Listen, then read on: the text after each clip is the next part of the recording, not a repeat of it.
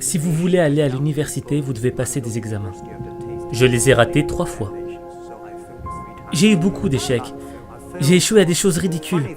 Par exemple, j'ai échoué à un test clé de l'école primaire à 2 reprises. Et j'ai échoué genre 3 fois au collège. Et vous aurez du mal à y croire. Mais à Hangzhou, ma ville, il n'y avait qu'un seul collège. Et aucun autre collège nous aurait acceptés. On était trop mauvais.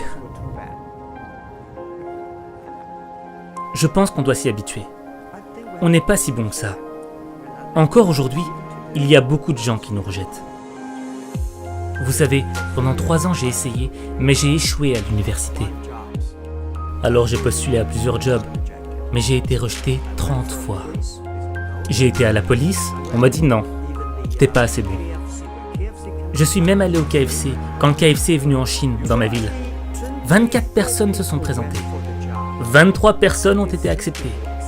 J'étais le seul gars à avoir été rejeté.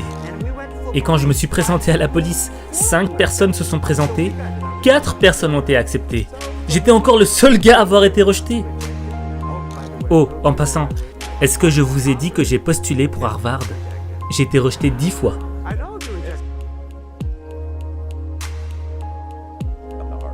Et là, je me suis dit, peut-être qu'il faudra que j'aille donner cours là-bas un jour.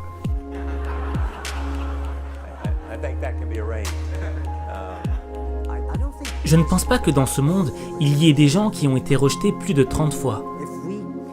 La seule chose qu'il faut, c'est ne jamais abandonner. Comme Forrest Gump, il faut continuer à se battre.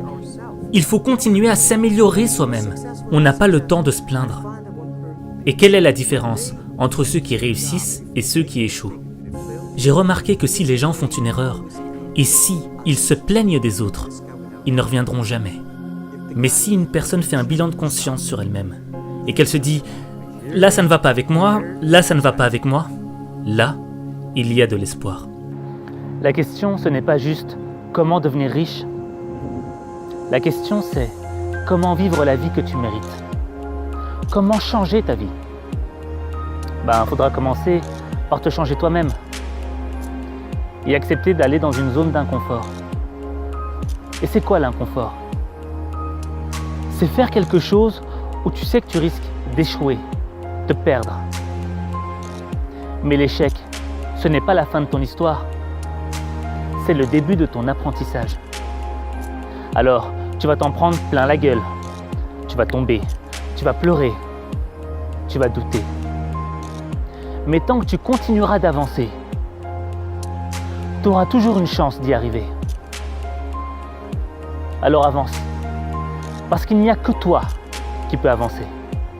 Il n'y a que toi.